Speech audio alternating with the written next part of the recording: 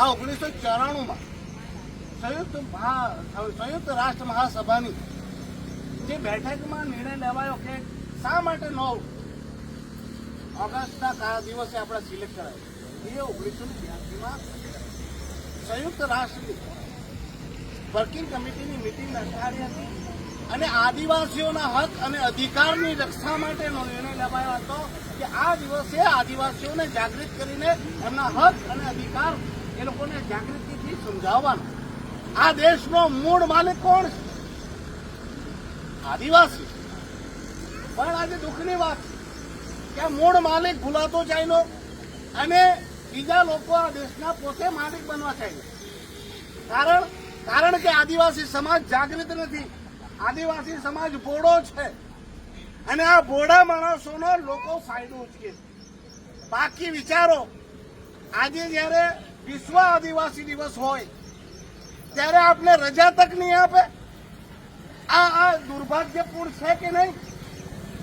આજે આપણા દેશના મૂળ માલિકોને પોતાના હક અને અધિકાર માટે કરગરવું પડે. આજે આપણા વરસાદમાં શા માટે ઉભા છે?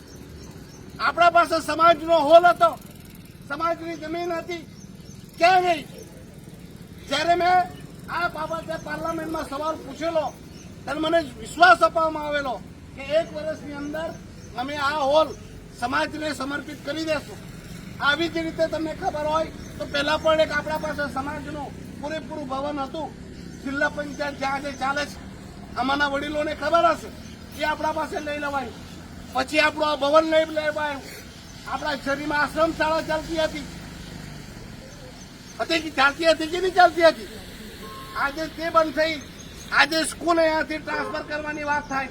આ તો ધીરુભાઈએ મને બોલાવ્યો. ગામોના લોકો જાગૃત હતા. આ વખતે તો જેમ તેમ કરીને બચી ગઈ.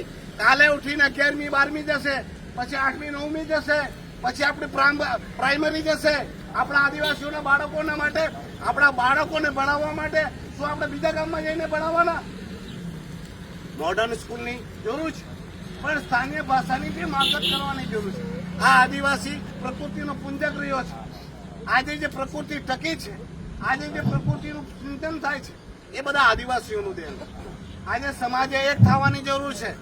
હું એ નથી કહેતો કે પાર્ટીમાં ન જાઓ, રાજનીતિ વગર કાર્ય ચાલવાનું નથી, પણ રાજનીતિ સમાજમાં હોવી નહીં જોઈએ. મારું તો ઉલટું માનવું છે. અગર તમે બધા સમાજના લોકોએ શું કરવું જોઈએ? કોઈ માણસ ભાજપમાં હોય તો ભાજપમાં રહો, કોંગ્રેસમાં હોય તો કોંગ્રેસમાં રહેવો, ઉમેશમાં હોય તો ઉમેશમાં રહેવો, બીજી પાર્ટીમાં હોય તો બીજી પાર્ટીમાં રહેવો. પણ સમાજની જયારે વાત આવે ત્યારે બધાએ તે વ્યક્તિનો તે પાર્ટીનો ઉપયોગ કરો. કોઈ સમાજનું કામ થાય તો ભાજપવાળાને કહો કે ભાઈ તમે ભાજપવાળા નેતાઓને બોલાવો, મને આ સમસ્યાનું સમાધાન કરાવો. આપણી સમાજના કોંગ્રેસમાં તેને કહો કે ભાઈ કોંગ્રેસવાળાને બોલાવો, મને આ સમસ્યાનું સમાધાન કરો. કે ભાઈ બીજી પાર્ટીવાળાને કહો કે તે પાર્ટીવાળાને બોલાવો. આપણો ઉદ્દેશ શું હોવો જોઈએ? આપણા સમાજનો વિકાસ. આજે ધીરુભાઈ કહી રહ્યા છે કે આજે રક્ષાબંધન છે, પણ હું પૂછવા માંગુ છું, સમાજથી મોટો કોઈ તહેવાર નથી. સમાજ જ આપણા માટે સર્વોપરી છે. શું સમાજની દરેક બહેનો, સમાજના દરેક ભાઈઓ એક સ્થળ ઉપર ભેગા નહીં થઈ શકે? શું સમાજમાં બધા ભેગા થઈને એકબીજાને રાખડી નહીં બાંધી શકે? સમાજને જાણો, સમાજની શક્તિને પહેચાનો અને શક્તિ સાથે સાથે એકજૂટ થાઓ. આજે શું થઈ રહ્યું છે? આજે પોલિટિકલ પાર્ટીના આપણે અંતરા બની રહ્યા છે. આપણો સમાજ રાજનીતિના લોકો માટે ફાયદામાં લાગી રહ્યો છે, જ્યારે ઉલટું થવું જોઈએ. પાર્ટી સમાજના ઉદ્ધાર માટે છે, લોકો પાર્ટીના ઉદ્ધાર માટે નથી. આ પાર્ટી શું છે? પાર્ટી એ પ્લેટફોર્મ છે આપણા સમાજનો ઉદ્ધાર કરવાનો. પણ આપણે બદકિસ્મતી છે કે આપણે લોકો આપણા લોકોનો ઉપયોગ પાર્ટી માટે કરી રહ્યા છે. હું તમને કઈ વાત કહેવા માંગુ, ભેગા થાઓ. એવો વાત ખરેખર સરસ વાત કરી.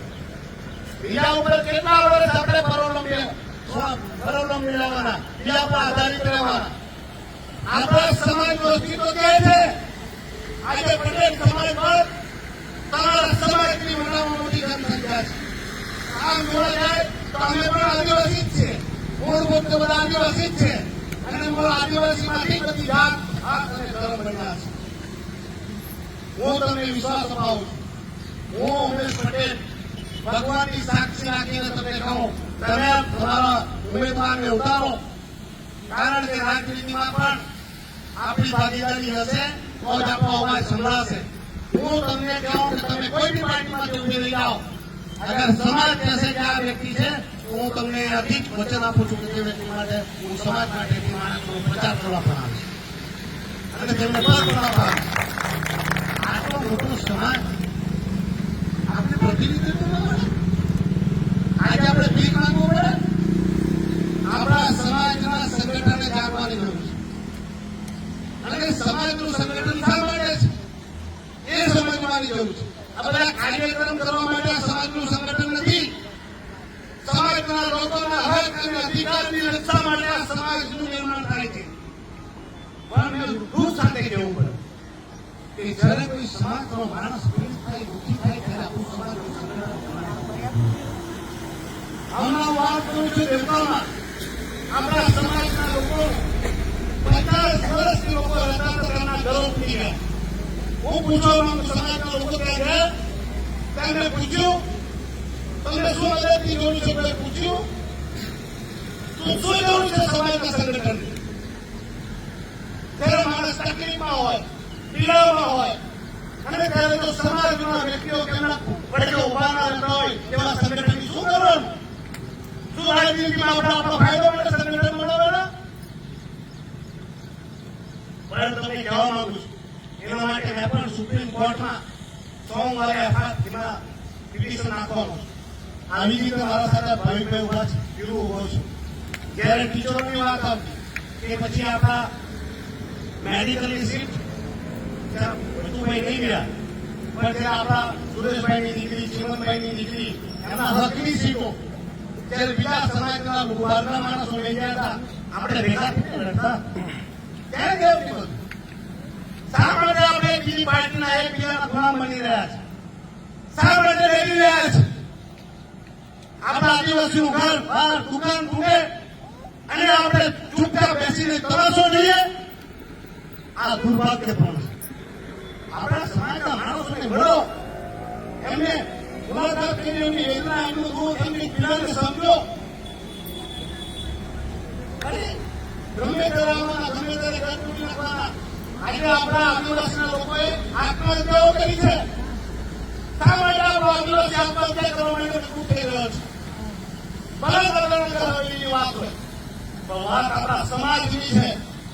આજે એક એક વ્યક્તિ આવી રીતે તૂટતો જશે, એક એકના ઘર તૂટતા રહેશે, એક એકના મકાન તૂટતા રહેશે, કોઈની દીકરીનું એડમિશન નહીં મળશે, આપણા દીકરાઓને એક એક કરીને નોકરી નહીં મળશે. આપણે શું તમારું શું જોવાનું? શું આપણે રજૂઆત નહીં કરવાની? તમને વાત મારી ખોટી લાગ્યો હોય તો મને માફ કરજો, પણ આ વાસ્તવિકતા છે. સમાજ એકજૂથ થવું જોઈએ અને એમાં પક્ષપાતી હોવી જોઈએ. પાર્ટી ગમે તે હોય, સત્તા કોઈ બી હોય, સત્તા ભાજપે જે કહ્યું હતું, સત્તા આવશે, સત્તા જશે. આજે એક પાર્ટી રાજ કરશે, બીજી કાલે બીજી પાર્ટી રાજ કરશે. એ પાર્ટીઓના ચક્કરમાં આપણામાં વેર વિખેર નહીં થવું જોઈએ. આપણામાં એક થઈને જયારે સમાજ એક થઈ જાય, કોઈનું ઘર તૂટતું હોય, કોઈનું દુકાન તૂટતું હોય ને આ આદિવાસી એક મળીને તેની ઘરે પહોંચી જાય તો કોઈના બાપની તાકાત છે કે ઘર તોડે? પ્રસંગો આવશે, વાર આવશે, તહેવાર આવશે, પણ જયારે સમાજની વાત આવે ત્યારે વાર તહેવારને ભૂલીને સમાજ માટે ખાઓ. અને જયારે પણ તમને મારી જરૂર પડે, વાત અગ્નિદેવની, સૂર્યની અને સમસ્ત દેવી દેવતાઓની કસમ ખાઈને કહું છું, તમારા માટે મરવા પડ્યો, 1 મિનિટ પણ સરકારી છે, તમારા માટે મારી જાન પણ આપી દઈશ. બસ આ કહેવાનો વરસાદ છે, તહેવાર છે. તમને ફરી આ બધી શુભકામનાઓ સાથે વિનંતી છે કે સમાજને તૂટવા નહીં દેતા. સમાજમાં જ્યારે કોઈને દુઃખ આવે, તકલીફ આવે, ત્યારે બધા એની સાથે મળજો અને સાથે સહકાર આપો. ધન્યવાદ.